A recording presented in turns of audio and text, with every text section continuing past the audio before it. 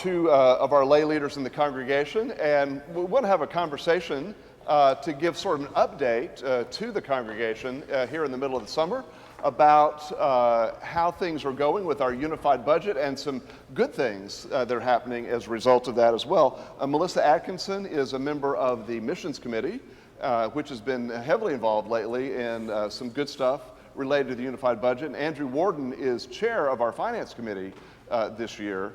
And Andrew, let's start with you as we talk about we're just a little over 1 year into the unified budget. We had a 6-month beginning with this last year that was very successful, and now we're in the full long stretch of the thing, right? And how is Finance Committee feeling about this? How are we adjusting? What's going on behind the scenes here?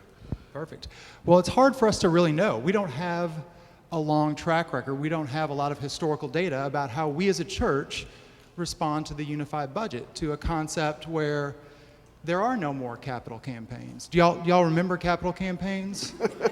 Now those are a thing of the past, and in lieu of special giving requests, we just have regular funding.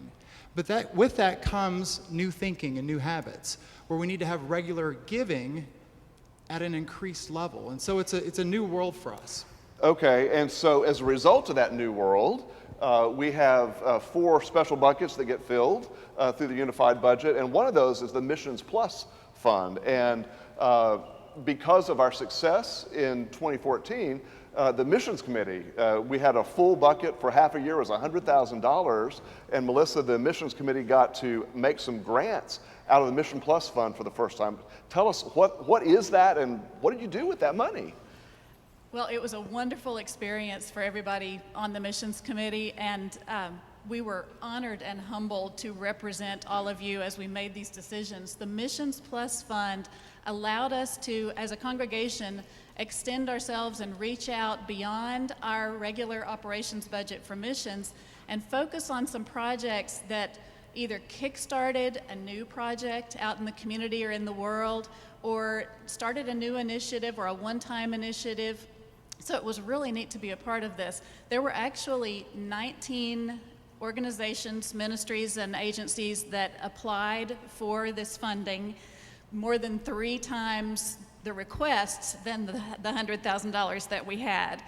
But we were able to, over many months of prayerful thinking and really working together on this, we were able to come up with 6 recipients. And I can tell you a little bit about whose lives you all are touching out in the community and in the world. One of the recipients is Gateway of Grace. Some of you are familiar with Gateway of Grace. We actually helped them purchase a van. If you're not familiar with them, it is a refugee program, actually the largest in the state of Texas, which is a little shocking, shows you what the need is. They focus primarily on women and youth who are from Afghanistan, Iraq, and Syria. So you're talking about women and youth who have been extremely oppressed. None of them know how to drive. If you can imagine fleeing your homeland, coming to a country where you don't know the culture, you don't know the language, and the one place who can help you, you can't get to. So Gateway of Grace had been actually spending like $15,000 a month to rent a van, which is ridiculous for their budget. So we were able to purchase a van for them so that now they can pick up their clients.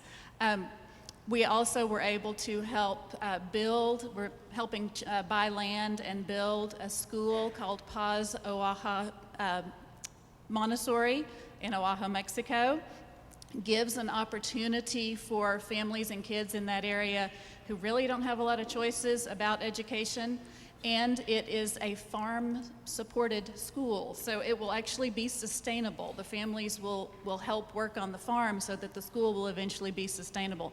They have been sending us updates, and they're working on finding land. They've moved there. They've got lots of interest in their school for September. So in addition to that, we're actually, as a congregation, building a basketball court, the first basketball court at a public school in Ghana for the Shoot for Life Ministries. We helped fund the graduation ceremony for the prisoner entrepreneurship program, which is something that we're hoping that as a congregation we can all become more involved in, helping with business training for those who participate in that. For the Buckner Dallas Winwood Center, they are starting a Men of Honor program that we are helping them do. And it's just been remarkable, and you should all be very proud of yourselves that you've been a part of this. Oh, that's a wonderful report, Melissa. Thank you. And just as a reminder, all of this was detailed just a few weeks ago in the Tapestry. If you need to go back and look at that, it's on the website, and you can dig that up. These are all in addition to the mission projects that we fund ongoing through the operating part of the budget. But now, Andrew, this brings us back to, this was made possible not because of our current giving this year, but because of our giving last year, because the Pathways to Ministry operating and the Missions Plus and the Building Reserve Fund and the Vision 2020 special initiatives, all of that gets funded in advance from the prior year. And how does that maybe motivate us to need to do really well this year too? Well, nothing's more exciting and more enjoyable than to hear the good work that we're able to produce because of our giving. But we do have to be conservative as a church and as a finance committee. And so we give and allocate those overflow buckets in arrears. We give this year's funding to Missions Plus based on last year's giving to the unified budget. And so we're hopeful that the giving this year will enable us to allocate completely to each of the overflow buckets so that we can talk about what we're doing in our community and what we're doing at the world, in the world writ large.